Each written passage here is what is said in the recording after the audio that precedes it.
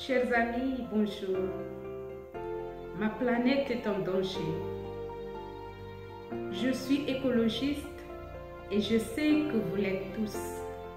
Car qui n'aime pas sa vie, qui n'aime pas les fleurs, qui n'aime pas une personne et voudrait la vivre hors de la pollution, qui n'aime pas ses enfants et voudrait les voir grandir sans faim ni soif, qui ne s'inquiète pas du réchauffement climatique, ainsi de suite, qui n'est pas frappé par les événements de la COVID-19, qui ne se plaint pas de voir des hommes hyper riches et à côté des hommes hyper pauvres, qui ne se plaint pas de la raréfaction des pluies par-ci par-là et des catastrophes naturelles. Je pourrais continuer encore et encore. Et à propos, je vous invite à écouter Greta Thunberg, cette jeune fille qui parle à l'ONU, cette jeune fille écologiste qui parle à l'ONU.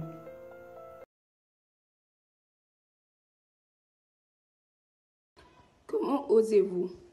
Vous avez volé mes rêves et ma jeunesse avec vos mots creux et encore, je fais partie des plus chanceux. Des gens souffrent, des gens meurent et des écosystèmes s'écroulent. Nous sommes au début d'une extinction de masse et tout ce dont vous parlez, c'est d'argent, de contes de fées racontant une croissance économique éternelle. Comment osez-vous? Depuis plus de 30 ans, la science est parfaitement claire. Comment osez-vous encore regarder ailleurs? Vous venez ici pour dire que vous faites assez alors que les politiques et les actions nécessaires sont inexistantes. Vous dites que vous nous entendez et que vous savez que c'est urgent, mais peu importe que je sois triste ou énervé, je ne veux pas y croire, car si vous comprenez vraiment la situation, tout en continuant d'échouer, c'est que vous êtes mauvais, et ça, je refuse de le penser. L'idée commune qui consiste à réduire nos émissions de moitié dans 10 ans ne nous donne que 50% de chances de rester en dessous des 1,5 Celsius de réchauffement et du risque d'entraîner des réactions en chaîne irréversibles et incontrôlables. 50%, c'est peut-être acceptable à vos yeux, mais ce nombre ne comprend pas ni les moments de bascule, ni les réactions en chaîne, ni le réchauffement supplémentaire caché par la pollution toxique de l'air ou les notions d'égalité et de justice climatique. Comment pouvez-vous prétendre que ceci peut être résolu en faisant comme d'habitude avec quelques solutions techniques? Avec les niveaux d'émissions actuels, le budget CO2 aura entièrement disparu en moins de 8 ans et demi. Aucune solution, aucun plan ne sera présenté pour résoudre ce problème ici, car ces chiffres dérangent et que vous n'êtes pas assez mature pour dire la vérité. Vous ne nous laissez pas tomber, mais les jeunes commencent à voir votre trahison. Les yeux de toutes les générations futures sont tournés vers vous. Et si vous décidez de nous laisser tomber, je vous le dis, nous vous le pardonnerons jamais. Nous ne vous laisserons pas vous en sortir. Nous mettons une limite ici et maintenant. Le monde se réveille et le changement arrive. Que cela vous plaise ou non, merci. Grâce à une série d'études scientifiques, les chercheurs ont démontré quelques arguments qui vont dans le sens que la Terre est en danger. Êtes-vous convaincu? Es-tu convaincu? Je vous propose de faire le constat en nous appuyant sur Laudato Si. Premier point, la maison commune est polluée et les hommes entretiennent une culture du déchet. Les pollutions atmosphériques, chers amis, les moyens de transport, la fumée, les industries, les dépôts de substances qui contribuent à l'acidification du sol et de l'eau, les fertilisants, les intesticides, les désherbants chimiques, ainsi de suite, tout cela pollue et produit des déchets. Les ordures présentes dans les milieux aquatiques, Des centaines de millions de tonnes de déchets sont produits chaque année et beaucoup sont loin d'être biodégradables. La Terre devient comme un lieu de déchets, un dépotoir. Réalisons, chers amis, par exemple, que la majeure partie du papier que nous produisons est un papier gaspillé et qu'il n'est pas recyclé. Dans ce domaine, les écosystèmes naturels sont des exemples pour nous, ou devraient être des exemples pour nous. Les plantes synthétisent des substances. Ces substances alimentent les herbivores alimentent les carnivores qui fournissent à leur tour des déchets organiques pour faire vivre les végétaux. Chers amis, nous devons être des experts en recyclage. Deuxième point, le climat en tant que bien commun est un danger. Il existe un consensus scientifique très solide qui indique que nous sommes en présence d'un réchauffement climatique qui est préoccupant.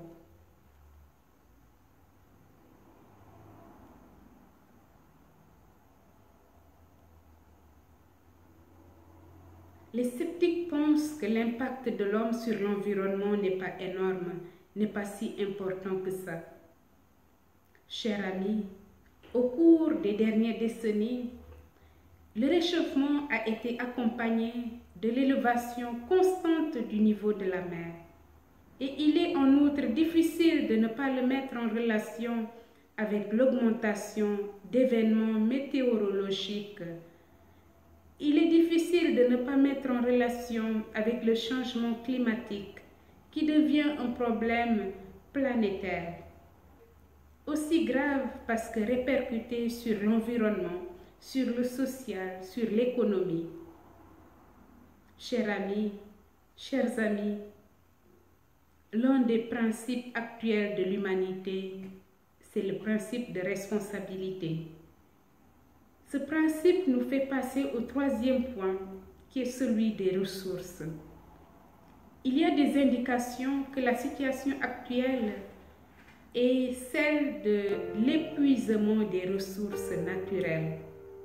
Nous sommes bien conscients de l'impossibilité de maintenir ce niveau actuel, le niveau actuel de consommation. L'humanité consomme et consomme. Les pays les plus développés et les secteurs les plus riches sont ceux qui dépensent le plus. Et pourtant, cette consommation porte atteinte aux populations les plus pauvres. Déjà, les limites maximales d'exploitation de la planète ont été dépassées, alors que demeure le problème de la pauvreté.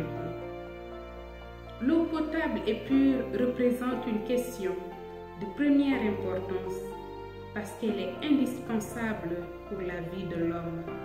Elle est indispensable pour l'écosystème. L'eau est indispensable pour l'être vivant. Des pauvres meurent pourtant par manque d'eau ou par manque d'eau courante, par manque d'eau potable. Les détergents et les produits chimiques que nous utilisons rendent l'eau des rivières, des lacs et des mers inutilisables. Quatrième point, la perte de la biodiversité.